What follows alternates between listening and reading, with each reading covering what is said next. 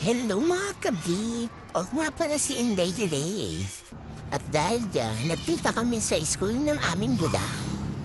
Oo, tatapos nga niyan, nagluto si ang aming boy, Chef Negro, ng chicken feet, Chinese style yarns. O diba, chef na chef ang dating ang yarn. Teka na! Sa totoo lang, napasarap-sarapan niya. Chinese style kasi. Kung titinan talaga, masarap na masarap. At marami ang benefits. At tulad na wala ng collagen. Alam niyo ba, sa Sibutang ang nagdiging.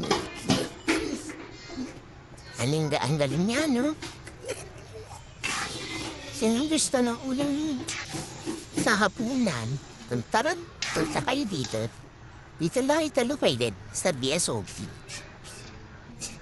Nga pala guys, check niyo nga kung alin dyan yung kaliwa o kanan na panang manok. Taas lang kami ng gusto nito at free delivery na para sa inyo. At by the way, ito naman pala ang aming hapunan. Nagluto ang aming chef ng giniling na may itlog, carrots, patatas, smelling jar. Yan lang for today.